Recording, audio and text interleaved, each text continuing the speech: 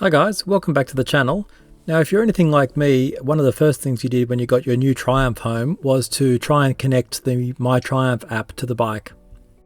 I had a lot of trouble setting up the app, and I'm guessing a few of you have probably had the same experience based on some of the other comments I've seen to some of my earlier videos. So I finally worked out how to get it to work, and I thought I'd make a video.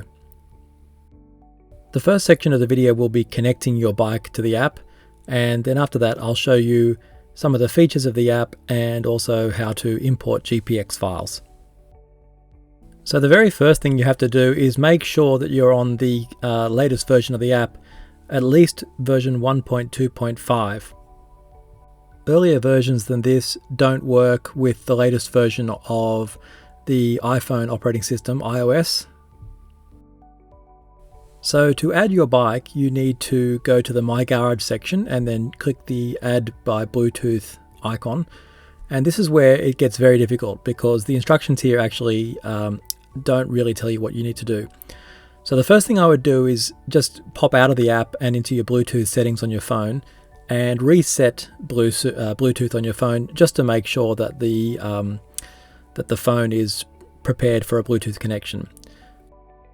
So going back to the app, it tells you to navigate to the phone pairing screen on the bike's instrument cluster. So what that means is to press the home button and then go to the Bluetooth section. And once you're there, just hit the next button on the app. Now the app tells you that your phone won't be listed in the on your bike's instrument cluster yet.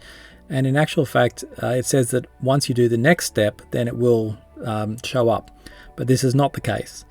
When you click the next step, it is supposed to take you to the Bluetooth settings menu on the phone, but in actual fact, when you click it, it takes you to the My Triumph settings page in the settings section of your phone. Now, no matter how long you sit here, you'll never see your phone show up on the bike's instrument cluster because this is not the Bluetooth section of the phone. And you can see that even if you go to devices on the bike and then hit search, it's just going to sit there and it will never actually find your phone. So I think this is probably the point where a lot of people give up and just decide they don't need the app, but it is worth persevering because the app is pretty useful. So if you go back out of the settings here and actually go into the Bluetooth section, all of a sudden your phone does show up and you can click pair by pressing the end of the joystick on the bike. Once you get a pairing request message come up on the phone, just accept that and allow contact syncs, and the bike will be connected. Now, you would think at this stage you've finished the job, but if you go back to the app, you'll see that there's another step to do, and that is to connect the navigation aspect of the app. So for some reason, navigation and voice are two different connections. So if you click on the Enable Navigation, you get another very unhelpful message which says, when you see a prompt on your bike's cluster, press the joystick to pair with your phone. Now, you'll never see that prompt because it doesn't actually tell you that what you need to do is to go back out of the menu where you are on the home screen and go right back to the very basic instrument cluster of the bike that shows your speedo and that sort of thing. This is the second hurdle that I'm sure a lot of people fail to get over, and in fact this is what stopped me using the app for a while until I decided to persevere and get back into it.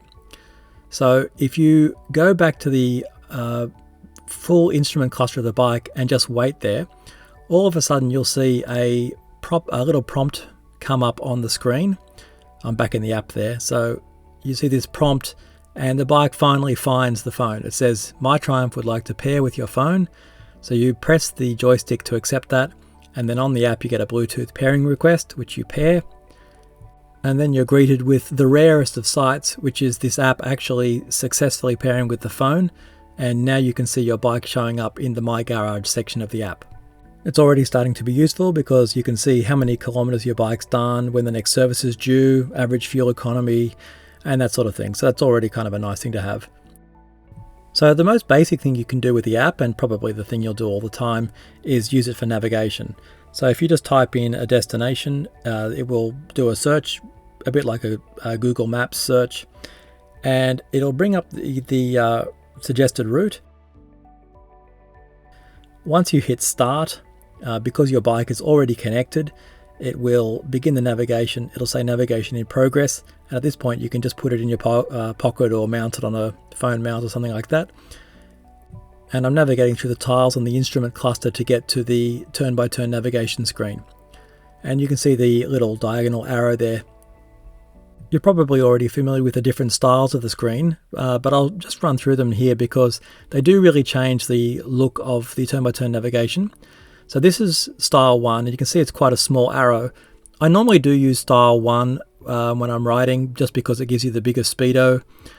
But for turn-by-turn, sometimes it's better to use a larger one. So this is style 3, and you can see it's a much better turn-by-turn signal.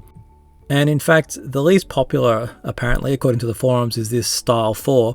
But I must say that it is the very best when you're doing turn-by-turn navigation because you get a really big, clear view of the indicator as well as some instructions below. One of the slightly annoying things about it is that you can't sort of prepare your mission beforehand. So if you do a search, you can see the route. But if you click on start to start the route and you're not actually connected to the bike, you get this error. Going back to the menu screen by clicking the top left, if you go to current ride, you get a thing saying no current ride. And if you start free ride, then you choose which bike you want to use. And so long as you're connected to the bike, it says free ride in progress. It gives an error when you try and save the ride if it's been too short. This is a great way of recording just a random ride that you might take and you want to keep a copy of that on a map. Once it's recorded, it will show up in the My Rides section of your app. So going down to stored rides, this is actually where you can pre-add a GPX route to your bike, to the app. And this is a very useful thing, especially for adventure riders, because you can get your GPX file loaded onto the app, and then once you connect to the bike, you start the GPX file and you can do the route you planned. So getting GPX files, you can download them from forums and other sort of adventure riding sites, or you can get them from friends, or you can record them yourself using various recording apps. To import the file, you go to the navigation screen and click the GPX button. It will then ask you to browse to some location where you've got the file stored, so you might have saved it on your phone somewhere. The app is incredibly fussy, and in fact you can get an error which is very unhelpful to a adventure rider, which is that this route contains some off-road sections and it will just refuse to import the GPX file. So this one had detected a road closure or something like that and wasn't happy with the route. It said, would you like to try anyway? When you say yes, then it errors.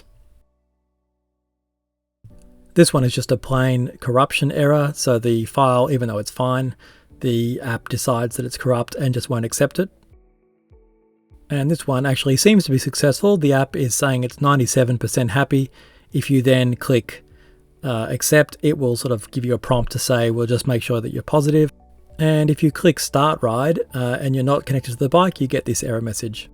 But if you hit save, you can actually get a copy of this on the app and it stays in the stored rides section. So this is a good way to pre-plan your rides and prepare for your next adventure, which I'm busy doing right now, waiting for my MCL to heal, and I've got some good videos coming up very soon. Okay, so I hope that helps a few of you navigate this, really difficult setup process. And one good point is that it does seem that Triumph is regularly updating the app, and things that didn't work on 1.2.4 now work on 1.2.5. So hopefully it gets better in the future. All right, thanks everyone for tuning in again, and I look forward to the next video.